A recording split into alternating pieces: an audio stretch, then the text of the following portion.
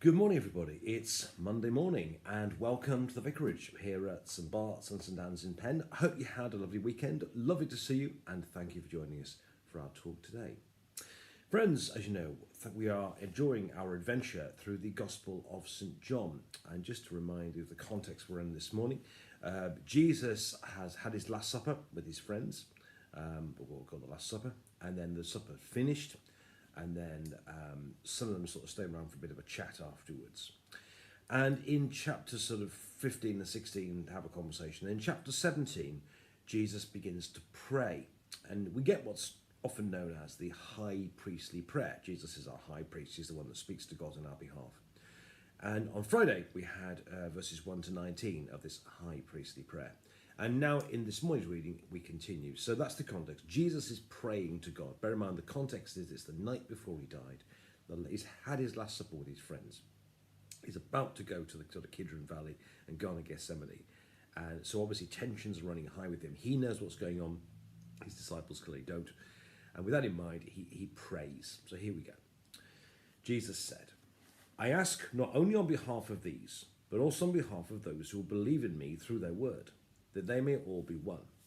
As you, Father, in me, and I am in you, they may also be in us, so that the world may believe that you have sent me. The glory that you have given me, I have given them, so they may be one as we are one. I in them, and you in me, so they may become completely one, so that the world may know that you sent me, and have loved them even as you have loved me.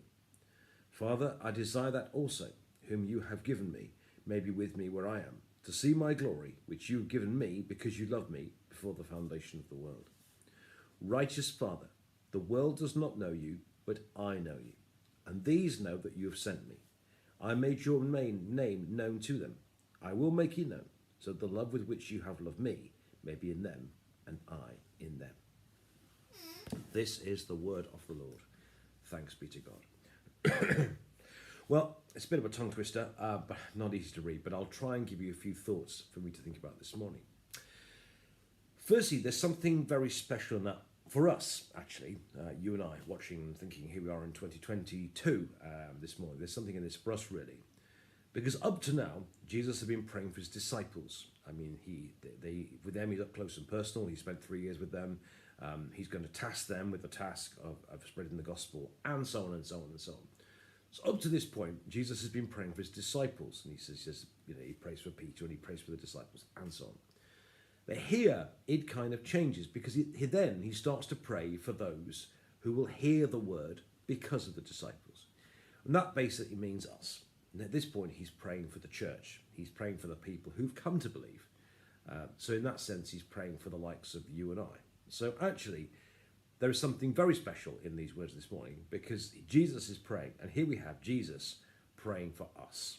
He's praying for the church, he's praying for the people who'd come to believe through the words of the disciples, which means the people then, but also the people throughout the ages, the people, us here now, the church across the world, and so on. Basically, here we have Jesus praying for us.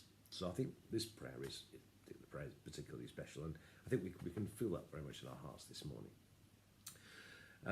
But what does Jesus pray?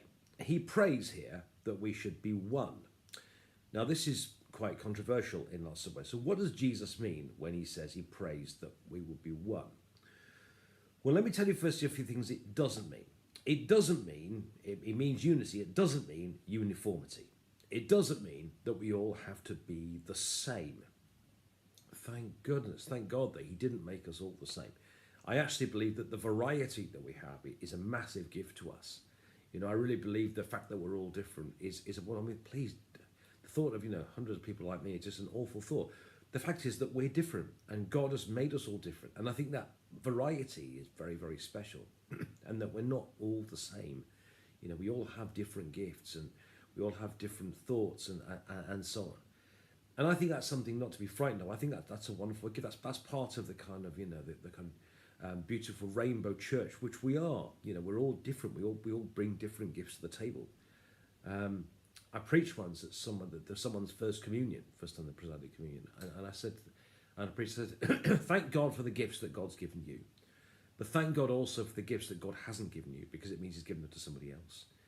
And the fact that we don't all have every gift means that we rely on each other, which is kind of really important. So I really believe very, very strongly that when Jesus prays that we're one, he's talking about unity. He's not talking about uniformity. We're not all called to be the same. You know, thank God that we're men, women, we're different colours, we're different, and everything else. And I think that's very, very special. That we're not all called to be the same.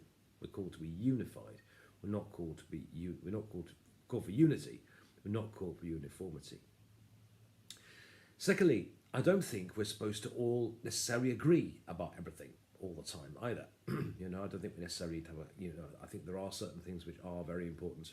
But I think we can disagree about things too. We don't all have to agree about everything all the time. I mean, if you read the disciples, read the early New Testament, they disagreed about things all the time, didn't they? You know, Peter, James, and John, they disagreed about many things. It's been pointed out that Peter, who's a friend, Mark, who's a friend of Peter, is really very good at recording the shortcomings of John. And John is very good at recording the shortcomings of Peter too. But they didn't always agree. And, you know, Paul and Barnabas had a disagreement about John and Mark. You know, Peter and Paul didn't agree. Interesting, they'd be given the same saint's day. You know, the only thing they had in common was that they both died in Rome, but they disagreed about lots of things. So we're not all called to agree about everything all the time.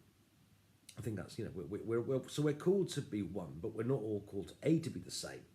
I'm not sure that we have to agree about everything all the time either. I think healthy discussion, but I do think what we have to do is what the Archbishop of Canterbury describes very well as having the ability to disagree well. So we can disagree, and that's fine. That's absolute. That's healthy. That's honest. That's good, and we can disagree passionately. But I think what we do need to agree to do is to disagree well. I think that's really important. And a third thing, and I guess I'm controversial, I don't think he's necessarily talking here about institutional unity either. You know, bringing all the churches together and making us all one great big church called or whatever. You know, I don't think that's what it's called for either. A lot of time and effort has been spent over the years, often which hasn't really worked and hasn't really. I mean, you know, it's trying to get into what they call institutional unity. A great deal of time and effort's been spent, and sometimes it hasn't worked out. Sometimes it's backfired too. But I'm not sure that's what he's talking about either. He does pray that we will be one, and I guess we can disagree and still be one. We can be different and still be one. We can have different styles of worship and do things in different ways, but we can still be one. I remember being in Malaysia a few years ago and attending services in Tamil and attending services in Chinese, not understanding a single word. I mean, sometimes they didn't even put the translation because they didn't need it, did they? But I could still worship there. I knew the people. I knew we were one in Jesus, and that was fine. You know, I didn't understand a word, and that's absolutely fine. But we were one in Jesus. We had Jesus in common. So we were one, even though we didn't necessarily understand each other. You know, I know what they were saying was right. You know, and I'm sure we did agree. That's absolutely fine. I'm not. So we can be different. We can disagree. You know, we can come from different styles of church and so on. But Jesus prays that we be one. But why are we one? He's what we calls that we're one. Notice he says this is one. It's not just so that in the old advert so we can be together. No, it's so that the world might believe. So we work together to spread the gospel of Jesus Christ. It's not just unity for unity's sake. It's unity so that the world might believe and so that the world can go on and find Jesus. So we're not called to be different. So we can be different. We can have different thoughts about things. We can do things differently, but we are one in Jesus. But we need to be one in Jesus so that the world may find Jesus and be in Jesus too. As the Father is the one with Jesus, we can be one together. But finally, just one little final thought in the end. In this prayer, it's noticeably, if you read the words carefully, it's very intimate. Here he calls God, he calls righteous Father. And in verse 11, he talks about Holy Father. And these are kind of intimate words that you don't find Jesus using anywhere else in any of the Gospels. It's very interesting, really. So Jesus is talking to God from a point of intimacy here. God for Jesus is not some philosophical construct. You know, he doesn't just believe that there's a God in heaven, some intelligent design or anything like that. No, this is the intimacy. This is an intimate view of God. This is God. He clearly knows God personally, and if you read it carefully, Jesus doesn't just know about God. He knows God. He's intimate with God. Was like righteous Father. It's really these are really gentle words, are passionate. used by Jesus, who's intimately close to God. So this prayer is not mechanical. This prayer is very much with God and intimately involved with his heavenly Father, which is really kind of important. Jesus didn't just know about God. These weren't just some formal prayers or whatever. This is the prayer of someone up close and personal with God. So it's a special reading this morning because Jesus is praying for us. He's praying that we will be one. He's not praying that we be the same. He's not praying that we have to agree about everything. He's not necessarily, I don't think, praying for institutional unity, but he is praying for all that we can disagree well and we can be different, but we can be one, so that the world might believe. But also read the passage again and hear Jesus, the intimate words he uses to God. He was clearly very close to God. He was clearly intimate with God.